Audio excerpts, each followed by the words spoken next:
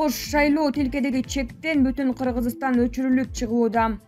Ош шаарындагы 52-71 шайлоо участкасында асуудан чыккан чектен эки партия чийилип чыгууда. Бул тууралуу биздин редакцияга шайлоочулар билдиришти. Чектеги партиялар көрсөткөн тизмеден бүтүн Кыргызстан өчүрүлгөнүн көрүүгө болот. Ош аймактык шайлоо комиссиясынын башчысы Бакыт Алматовдун медиага билдиришинче, бул техникалык себептерден болгон. Бизге маалымат түшкөн, бүт баарынын тестирлөөдөн өткөргөнбүз. Баары жакшы болгон, азыр мобилдүү топ оңдоо үчүн чыгып кетти. Бул техникалык канагата.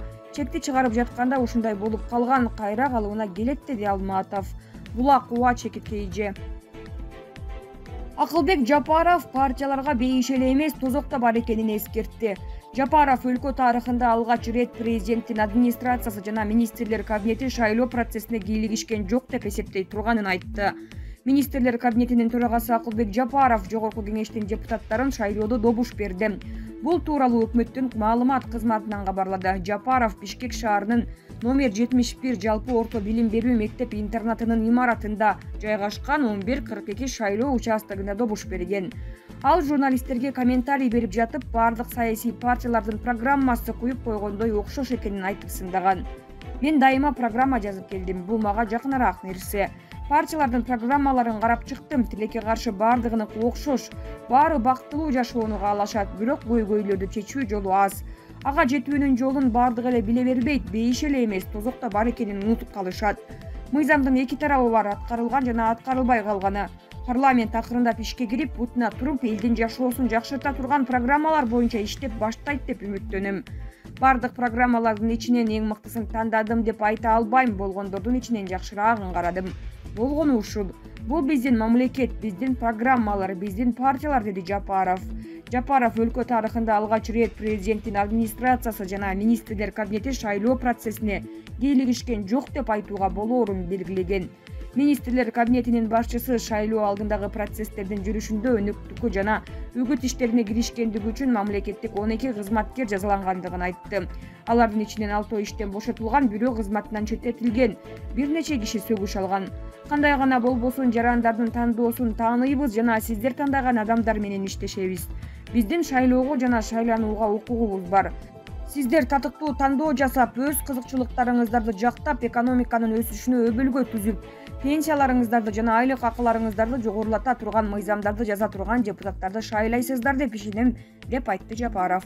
Ал жарандардын бекем позициясына ишене турганын кошумчалады. Булак Спутник чекиткейже. Сахалинде добуш берүү аяктады. Ат чабым алдыга кеткен ким? Саат 16:00 карата Бирдиктүү округ боюнча шайлоочулардын 22,39% добуш берди. Жалпы шайлоочулардын саны 3,703,420 түзөт.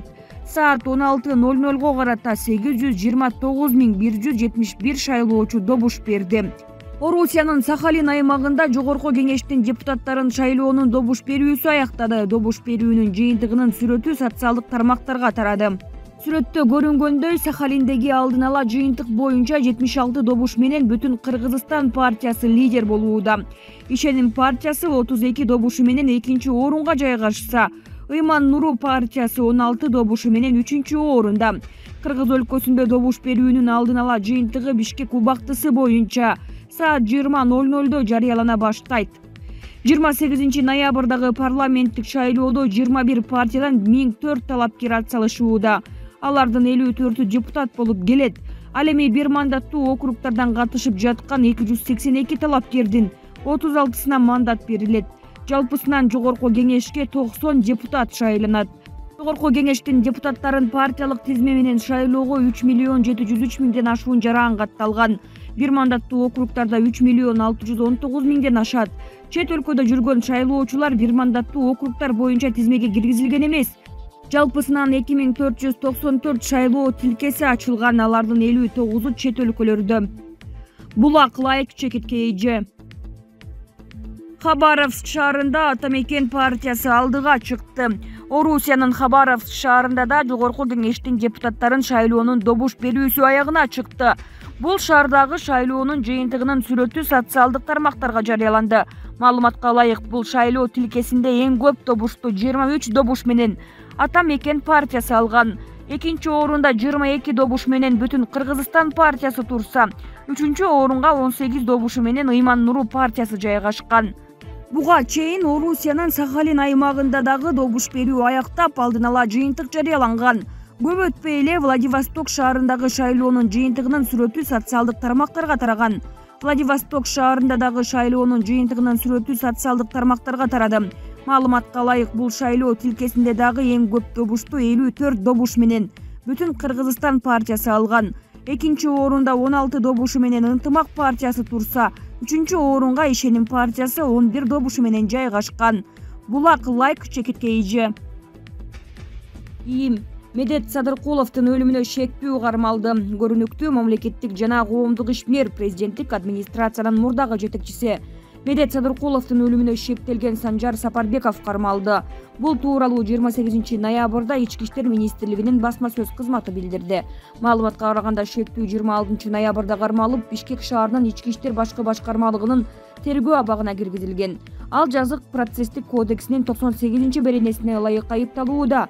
27 ноябрда 1 май райондук соту Сапарбековду 2022 жылдын 26 январына чейин камоо чечимин чыгарган. Медет Садыркулов Кыргызстан салык кызматынын эсеп палатасынын төрагасы болуп иштеген.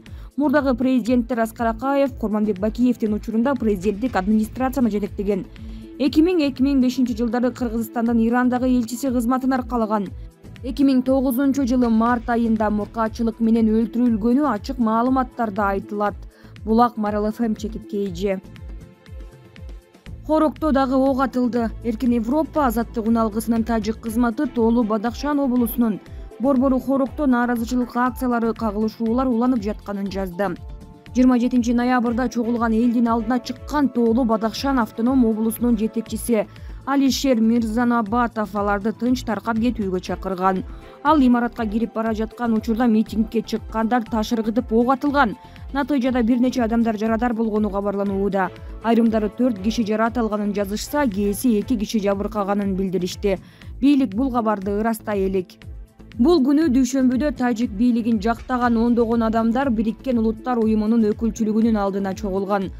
Алар Хороктогу кагылышуу учурунда каза тапкан күч кызматкерлеринин сүрөтүн көтөрүп чыгып, Бадахшан Тажикстандын бир бөлүгү, күнөөлүүлөр жазалансын деген урандарды чакырышты.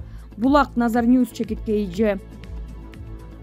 НАТО Орусия чегарадагы чыңалууну токтотушу керек. НАТОнун баш катчысы Йенис Столтенберг Орусиянын Украина менен чектешкен аймагына аскерий күчтөрдү тартуусун сынга алды.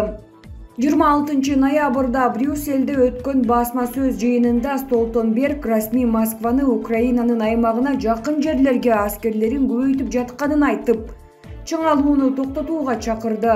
Эгер Орусия аскерий күчтөрүн Украинага каршы колдонсо, сөзсүз түрдө анын кесепети оор болот. Ушундан улам Орусияны аскерлерин артка тартууга чакырабыз.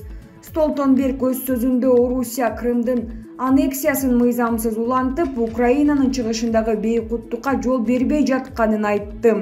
НАТО Орусиянын мындан аркы иш аракеттери боюнча чалгын иштерин улантып жатканын билдирди. Булак Назар Ньюс чекитке ийже.